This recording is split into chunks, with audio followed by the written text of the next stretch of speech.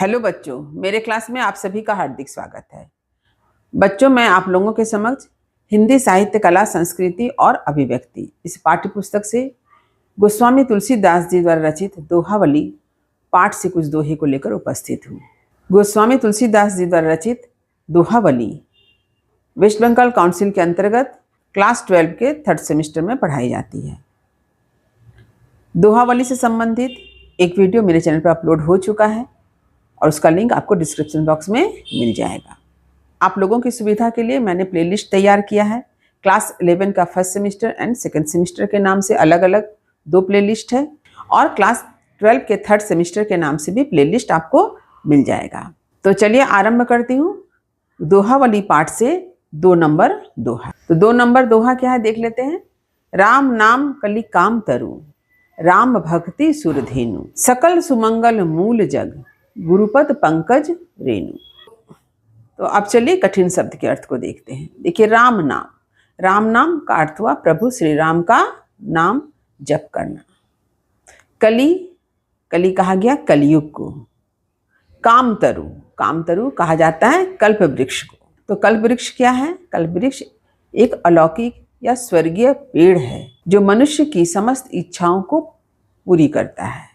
राम भक्ति का अर्थ हुआ राम की भक्ति। सुरधेनु कहा जाता है कामधेनु गाय। यह एक दिव्य गाय है जो सभी इच्छाओं को पूर्ण करने वाली है। सकल का अर्थ होता है समस्त, सभी। सुमंगल का अर्थ होता है कल्याण, शुभ। मूल कहते हैं जड़ यानी आधार। जग यानी संसार। गुरुपद कहा जा रहा है गुरु के चरण को, यानी सदगुरु के चरण को कहा गया है गुरुपद। पंकज का अर्थ आप सभी जानते हैं, पंकज कहा जाता है कमल को। रेणु का अर्थ है धूल। तो यहाँ पर देखिए 2 शब्द है, एक कल्पवृक्ष और कामधेनु।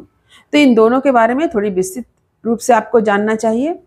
तो इन दोनों के बारे में आपको थोड़ी बहुत जानकारी रखनी चाहिए कि जब देवताओं और असुरों ने अमृत के लिए क्या किया था, समुद्र मंथन किया था, तो अमृत निकलने से पहले समुद्र से बहुत सी बहुमूल्य अलौकिक वस्तुएं निकली थी, जिसमें से कल्पवृक्ष और कामधेनु गाय भी है। ये दोनों स्वर्ग में है।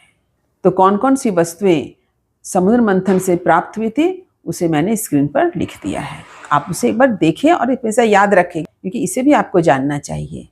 तो अब चलिए इसका प्रसंग समझते हैं। गोस्वामी तुलसीदास जी ने प्रस्तुत दोहे में बतलाया है कि राम नाम की जो महिमा है वह इतनी अधिक है, इस कलयुग में जो व्यक्ति राम के नाम का जाप करता है उसका तो कल्याण होता ही है, मनवांछित फल उसे प्राप्त होता ही है। इसके साथ ही साथ गोस्वामी तुलसीदास जी ने गुरु की महिमा को भी बतलाया है। यदि किसी व्यक्ति को सद्गुरु के चरणों की धूल भी मिल जाए तो उसके जीवन का कल्याण होता है। अब चलिए पंक्ति की व्याख्या करती हूँ। देखिए, देखिए, राम नाम कलि काम तरु। गोस्वामी तुलसीदास जी कहते हैं कि प्रभु श्री राम का नाम कलि यानी कलयुग में, काम तरु यानी कल्प वृक्ष के समान है। यानी इस कलयुग में प्रभु श्री राम का नाम का जाप करना किसके समान है? कल्प वृक्ष के समान है। वह आपकी इच्छा को पूरा करता है। ठीक इसी तरह से यदि आप प्रभु श्री राम के नाम का जाप करते हैं तो आपकी हर मनोकामना पूर्ण होती है। इसलिए प्रभु श्री राम का नाम का जाप इस कलयुग में कल्प वृक्ष के समान है, यह तुलसीदास जी ने बतलाया है। इसके बाद तुलसीदास जी क्या कहते हैं? राम भक्ति सुरधेनु। यदि कोई व्यक्ति प्रभु श्री राम की भक्ति करे तो उसकी भक्ति किसके समान होगी? सुरधेनु यानी कामधेनु गाय के समान होगी। जैसे कामधेनु गाय आपकी हर मनोकामना को पूर्ण करती है, आपकी इच्छाओं को पूर्ण करती है, ठीक इसी तरह से प्रभु श्री राम के प्रति जो भक्ति है वह करने से आपकी हर इच्छा, मनोवांछित इच्छा पूर्ण होती है। तो इसका तात्पर्य क्या हुआ कि गोस्वामी तुलसीदास जी का कहना है कि इस कलयुग में यदि कोई व्यक्ति प्रभु श्री राम के नाम का जाप करे, प्रभु श्री राम के प्रति भक्ति रखे, तो उसकी हर मनोकामना पूर्ण होती है, क्योंकि प्रभु श्री राम के नाम का जाप कल्प वृक्ष के समान है और प्रभु श्री राम के प्रति भक्ति जो है वह कामधेनु गाय के समान है। ये प्रथम पंक्ति में तुलसीदास जी ने बतलाया है। अब दूसरी पंक्ति में उन्होंने गुरु की महिमा बतलाई है। क्या कहा है उन्होंने, देखिए, सकल सुमंगल मूल जग।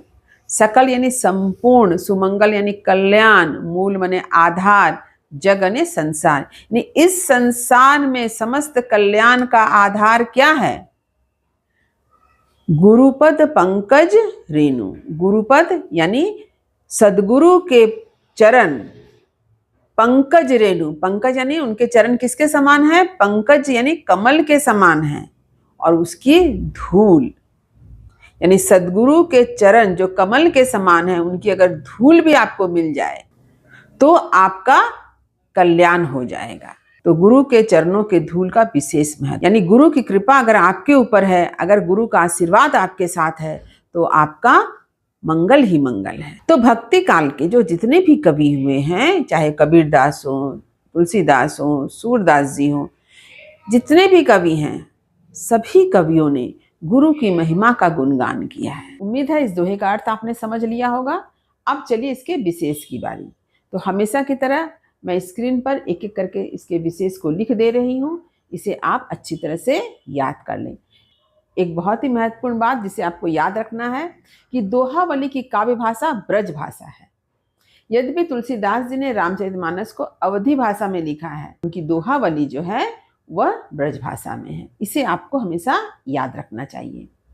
तो उम्मीद करती हूँ कि मेरी बातें आपने अच्छी तरह से समझ ली होगी। फिर भी यदि कहीं कुछ समझने में दिक्कत हुई हो तो कमेंट अवश्य करें, वीडियो को लाइक करें और सभी पढ़ने वाले विद्यार्थियों में से शेयर करना ना भूलें। और जो बच्चे मेरे चैनल पर नए हैं वे चैनल को सब्सक्राइब जरूर कर लें, ताकि हर नई वीडियो का नोटिफिकेशन आपको समय समय पर मिल सके। तब तक पढ़ते रहिए, जीवन में आगे बढ़ते रहिए। मेरी शुभकामनाएं आप सभी बच्चों के साथ है। धन्यवाद।